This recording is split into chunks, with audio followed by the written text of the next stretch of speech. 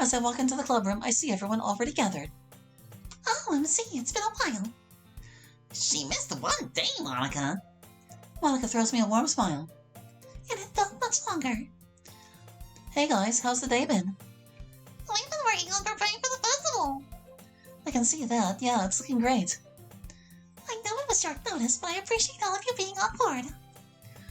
Of course, why wouldn't we? I move over and help her lift a string of lights over the curtain rings. Well, she shrugs.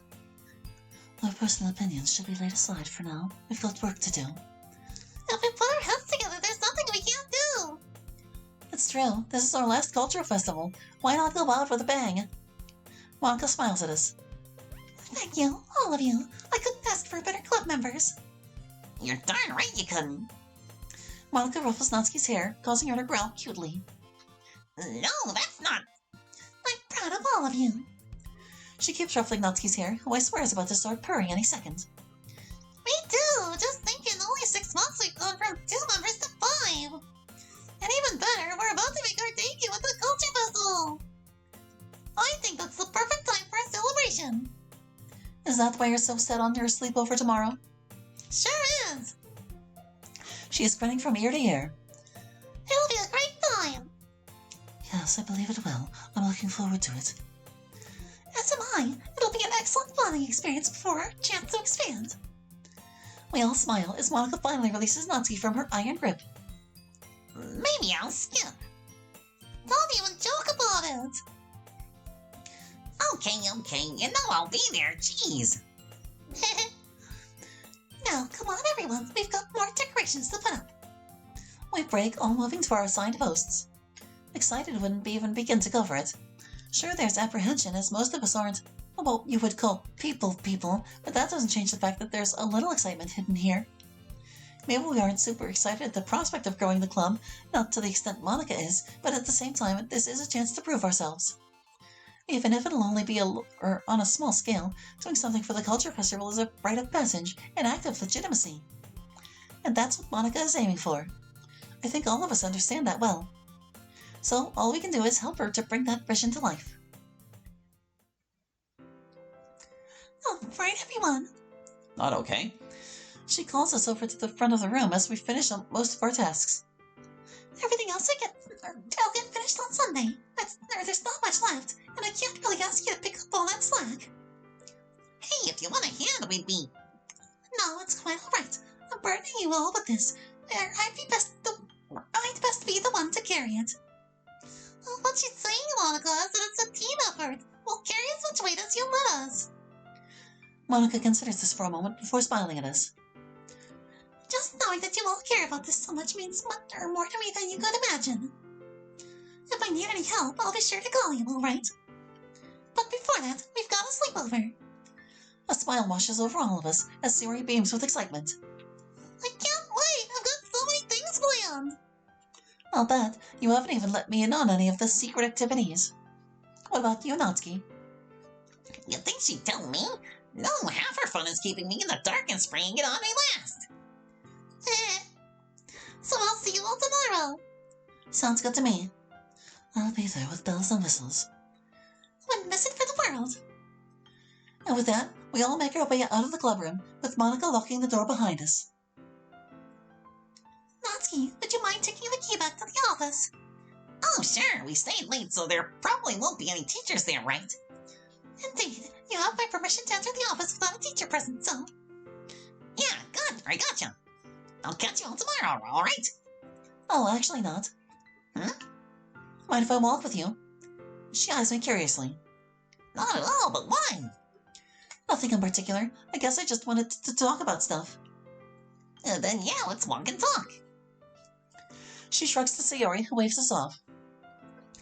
The other two have already gone their separate ways by this point. So, what's on your mind? Honestly, I just wanted to earn an excuse to hang out with you. She blinks a couple times, but are backing away. Ha, nah, I'm just messing with you. I was actually curious about the student council. Oh, I see. Yeah, there's so much to say. Chiaki really does most of the actual work, and I'm the one who handles the bookkeeping.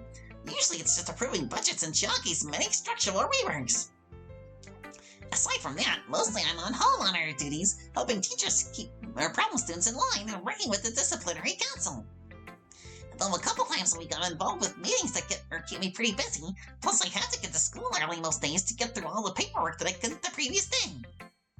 It's like basically having a job while also at school that you don't get paid for. Then why do you do it? Huh?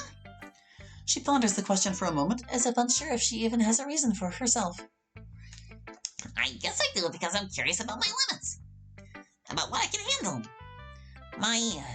My regular job is pretty physically and emotionally taxing, which is different to what I do here in everyday life. Like, school is completely different. I can be someone here and then I'm not anywhere else. Be someone here that you're not everywhere else, maybe? She shakes her head. No, forget I said anything. Is everything all right? If everything was all right, I wouldn't have said anything. Then again, if it wasn't, would I really be here? Huh. You're really making me think today, and you're not even trying to do it. Just bringing out some weird, wacky emotions in me, I suppose. I have that effect on people, I find. Either people hate me or can't get enough of me. It's honestly a little taxing in and of itself. I mean, Look, can I be honest with you for a moment? Sure. She shrugs, but I can tell she's sincere. I don't have many friends. I think that much is obvious. But the real thing that matters is why. Because if I'm honest, I don't really like people all that much. And I don't mean in the edgy teenager, grr people kind of way. I don't know, I like being alone. I enjoy my own company. I totally get that, honestly. I'm blunt, and sometimes that bites me, but it's also a lot less stressful to not dance around your words, to not think of everything you say through a million times before you say it. Kinda like Yuri does. Kinda like you. I look away, a little embarrassed at being read so easily. I'm not saying it's a bad thing. What I'm saying is a bad thing is letting your insecurities lord over you. Sure, you might have done some bad things, or maybe bad things happen to you, but if you let those things rule you, then what are you? A person, or an empty husk of what you wished you could be. Trust me, I wish I was stronger, faster, wiser, more intelligent, more charismatic, more caring, all of those things. But the one thing I don't wish I was more of? Sentimental. You're immensely sentimental, Melody. One day, getting wrapped up in all that suffering inside your head will hurt you. And I don't know if someone is going to be around to pull you back out when it happens. You're a surprisingly good friend for all your angst and victimhood. Don't go wasting that. I want to be insulted, obviously.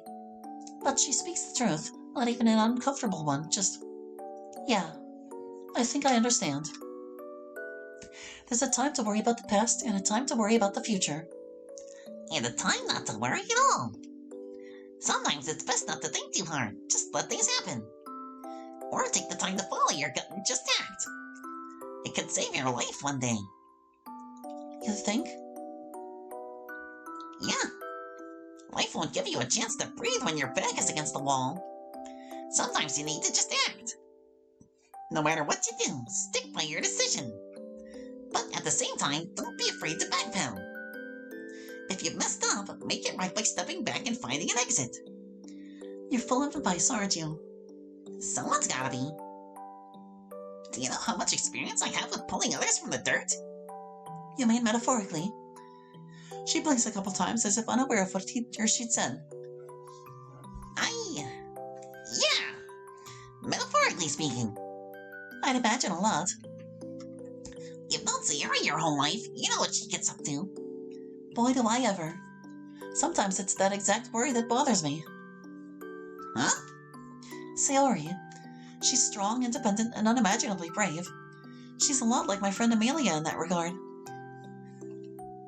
But she's also reckless, and it's gotten us into trouble more than once. Even so, it was her strong spirit that really brought her to me in the first place. She meant everything to me. She still does, doesn't she? Natsuki, No, it's okay. I won't get in the way. The mark of a good friend is being able to see the bigger picture. We wouldn't work. I think we both know that. Besides, it was a long, long time ago. I'm willing to leave it in the past.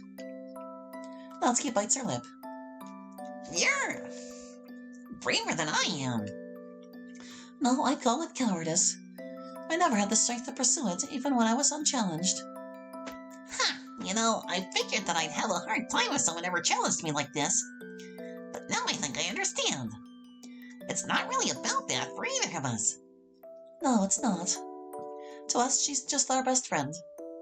And we'd do anything to see her smile. She's worth more than some petty squabble. And if she picked one of us, then we'd both be happy for it. Even if she picked neither of us. Natsuki elbows me lightly. Yeah, we really are both stupid, aren't we? Giving up our own happiness for someone we care about. Hey, you said it. Honestly, sometimes it might pay to be a little more selfish. You miss the shots you don't take, right? Well, if it helps, I'm not really one for shots. More of a cider girl myself. Oh, you'll be doing shots later. Give me strawberry cider. Geez, what are you, like 12? 19 a couple months, actually. Wait, really? I got the feeling you were older, but geez. Yeah, I'm older than Sayori, too. Jesus, I owe one of those voices in my head an apology. She lets out a hearty chuckle as we continue walking. I get that a lot, don't worry. Huh, I'm sure you do. After a few more steps, she pauses then frowns. Also, remember the chat we had the other day? I don't really want to dwell on it, but thanks for letting me be honest. Of course, you're welcome to vent, yeah? If you're gonna be the one looking after Sayori, I guess as the person who's known her longest, I sigh, looking at my feet. I guess I feel a little responsible for her. Why do you feel responsible? She's an adult. For the same reason she's the one you see when you close your eyes. Her eyes widen for a moment before she looks away. With all the care she has for the people around her, it's hard not to care about her back. She pours her heart and soul into every relationship he has. I nod, biting my lip. That's gonna explain a lot, I guess. I don't have to say it, do I? Nah, I get you. So, I want to get some ice cream? These 2 words. Huh? She raises an eyebrow. I know this great place Sayori and I used to go that's on the way to the cafe. Are you asking me out on a date? Please, if I were asking you out on a date, I'd be much less casual about it. Then perhaps I'll be the one to ask you. She chuckles as she steps behind me, and where I expect some kind of light bullying, she instead grabs my hand with both of hers.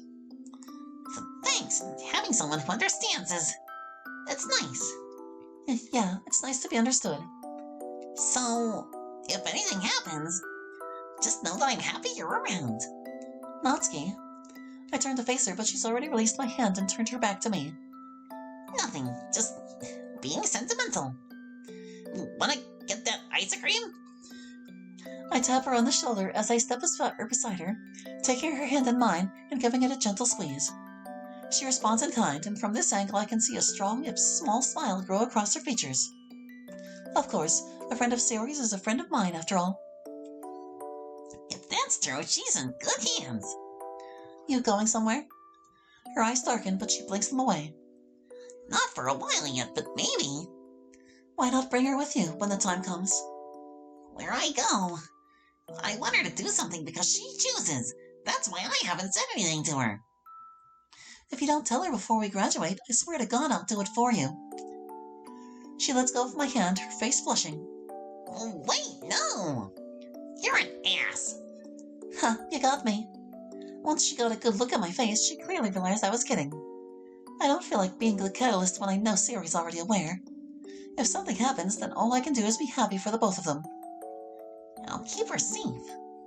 You will, but not because you feel responsible. She closes her eyes, frowning. Because I care about her. Besides, she's not something to protect. She's pretty tough herself. Yeah. I guess I just need to remember that if anything happens... You'll offer an arm. The difference between a superhero and a dictator is that one steps in when people ask, and the other steps in when they don't. I'll try and remember that. I don't know about you, but I'd want to make my mistakes and learn from them, even if it means getting hurt. Sayori feels the same way. Then I guess that's something we disagree on. If you're perfect at everything, will you ever really learn? And if you fail at everything, will you ever really be confident enough to try? You'll only fail if you give up. Lacking success doesn't make you a failure. Why would I know all about that? It just means you've room to grow. I see. Is that how you felt when you didn't get the presidency? Maybe. But I guess I did kind of learn from it. I'm just sorry I forgot. Forgot what? Nothing. I laugh it off, stepping outside the door. Yikes, that'd kill the mood right quick, wouldn't it? I'm sure she'd get over it, but best not to give her a reason to mock me, no.